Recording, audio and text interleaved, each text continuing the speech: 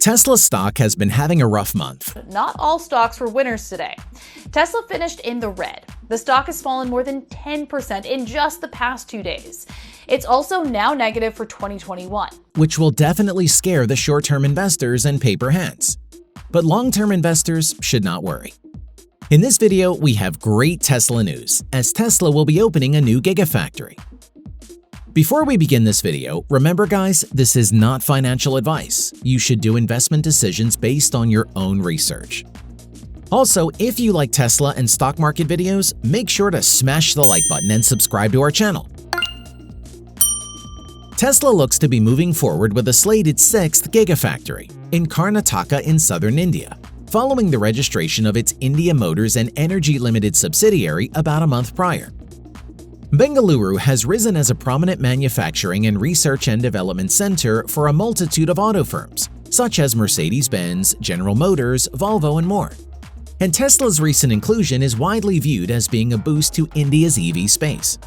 The new gigafactory is an interesting new synergy to Tesla's story, as infrastructure and a widely different auto market provide some obstacles.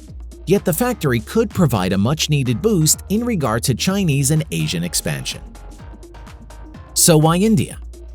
India had grown to the 4th largest auto market by 2019, overstepping Germany, and is on track to climb past Japan and take the 3rd spot this year. Karnataka in particular was India's first state to introduce a dedicated EV policy to encourage original equipment manufacturers, component producers, and energy suppliers to set up shop. Across India, multiple large investments were made within EV during 2020.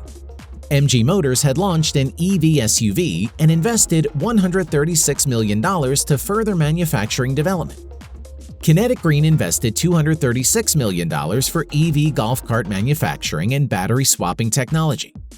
And Toyota Kirloskar Motors invested $273 million for EV components. Bengaluru is one of India's largest R&D hubs and home to R&D units of large legacy manufacturers, as well as nearly 4 dozen EV startups. Legacy manufacturers foraying into EV and Tesla are seeking to capitalize on the burgeoning engineering and IT talent pool that the city comprises. Tesla's manufacturing plan is no surprise given the depth of knowledge and extensive presence of auto manufacturers. Karnataka is pushing forward with its EV agenda, sanctioning just over $3 billion in funding for EV manufacturing development, in addition to a wide range of subsidies. Some goals within EV include 100% e-mobility by 2030 in rickshaws, cabs, corporate fleets, school buses, and vans, while increasing adoption in public transportation systems with 1,000 buses.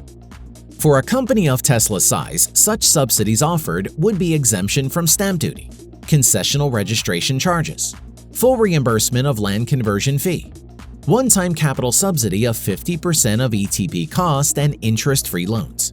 These apply for EV and component manufacturing, battery cell manufacturing, or EV charging station manufacturing.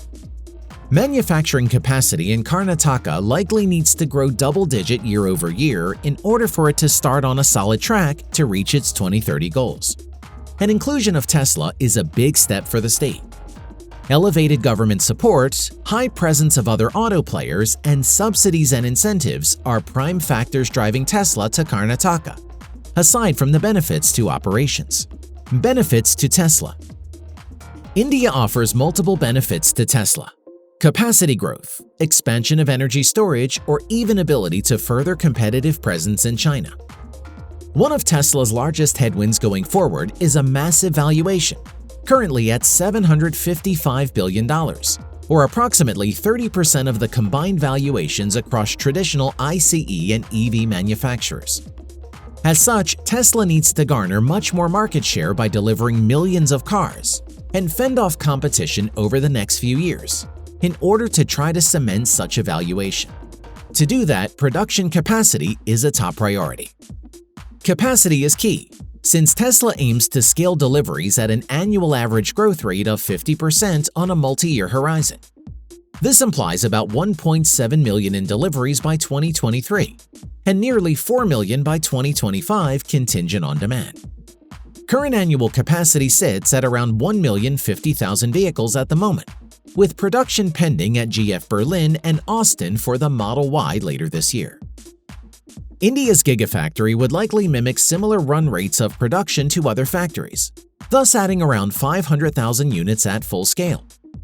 Assuming full scale of Berlin, Austin, and Bengaluru by 2023, should that fall between 750,000 to 1.5 million, capacity would easily expand past targeted deliveries to 1.8 million to 2.6 million by 2023. Tesla has exhibited a rapid launch timeline with Shanghai's gigafactory, with Model 3 capacity at over 5,000 per week and initiated production of Model Y in under a year. So similar rapid scale of production in the three factories is likely. Given the current state of India's market, it would likely exhibit smaller patterns to China's lifetime, with minimal domestic presence for multiple years as the industry continues to bloom. Tesla has been increasing global market share, with 2021 likely to see China eclipse the 1% figure based on expected deliveries and momentum with production scale and sales price reductions. That is likely the key market to dominate, as China is expected to be one of the largest and fastest-growing EV markets as it rises to maturity, leaving Tesla and other domestic manufacturers a massive runway for growth. If Tesla can grow to derive 2.5% of global market share in China by 2025, it could be easily seeing $25+ billion in revenues from the country. Assuming China can maintain a contribution of around 20% of sales, increased global market share from China could see revenues rise to $125 billion by 2025. Thus, a major benefit from a vehicle-focused manufacturing plant in India would be exporting ability. Aside from fierce competition in IT, software, engineering positions in the tech realm of auto EV manufacturing and higher salaries there, low labor costs in contractual workers is transforming India into a prime hub for exporting cars, with export unit volume rising to 4.77 million, up 37% from 2017 to 2020. India offers significant cost advantages, with auto firms saving 10 to 25% vis-a-vis Europe and Latin America. Tesla's price reductions in China-made models helped sales hit over 15,000 for January, as competition heightens in the nation. As Tesla still wants to have a $25,000 model or just more price reductions, utilization of low labor costs in India could allow it to build, export, and sell models in China or even Europe for lower prices, maybe even to the low 200,000 yuan range in the former. Such ability to lever favorable labor costs and decrease prices could see incremental market share gains in China as lower-cost mini and micro EV have gained significant traction. So price competition could be vital for driving demand in the premium segment in the future. If Tesla decides not to utilize the Karnataka plant for vehicles, it could be very well suited for energy storage solar like Giga Nevada and New York.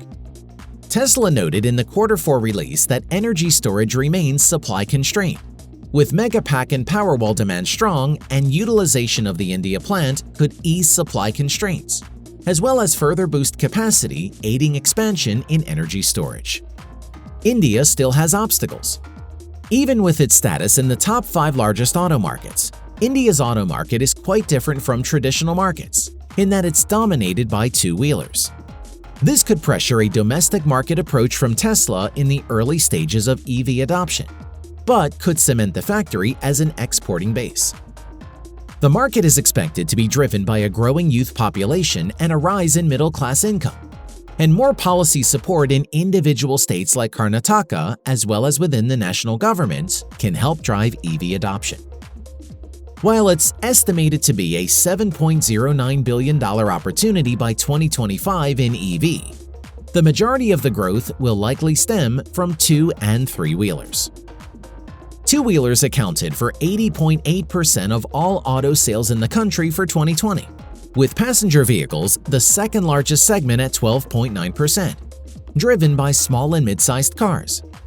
Even though two-wheelers will be a significant driver of electrification, EV sales including e-rickshaws grew 20% during the year to 156,000 units.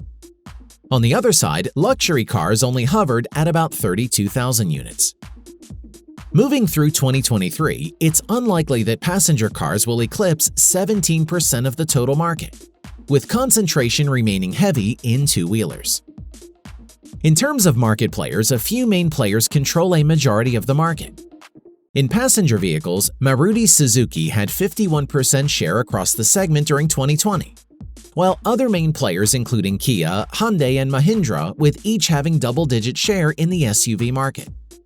Tata Motors has around 45% share in the commercial vehicle market, while Hero Motors leads in two-wheelers.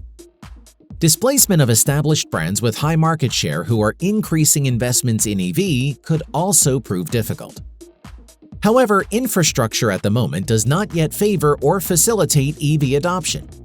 A lack of public and private charging stations due to a minuscule penetration of EV is a major headwind, as widespread adoption and acceptance of EV will need significant more development in charging stations.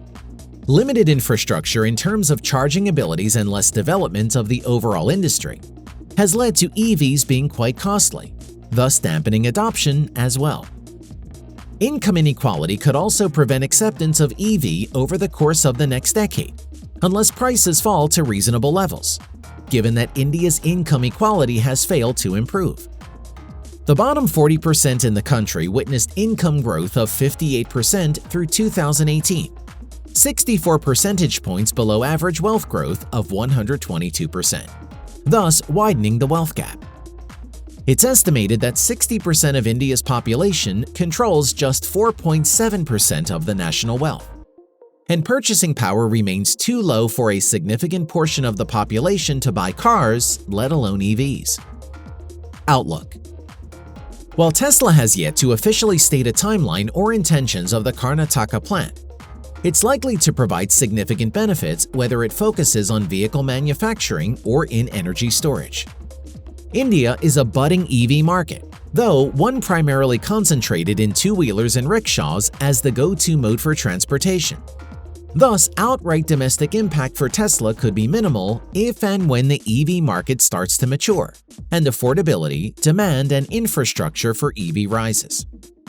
However, Tesla is likely to benefit from low labor costs, opening up favorable export pathways to China, and could help drive more cost reductions in that fiercely competitive environment. Capacity expansion in either vehicles or energy storage is important for future revenue growth. And should the plant focus on vehicles and scale to 500,000 output, 50% delivery growth rates through 2025 to 4 million could be easily feasible, should demand be there. Well, that's it for today. What do you think about Tesla's future? Let us know down below. If you enjoyed this video, make sure to smash the like button and subscribe. It helps us a lot. Thanks.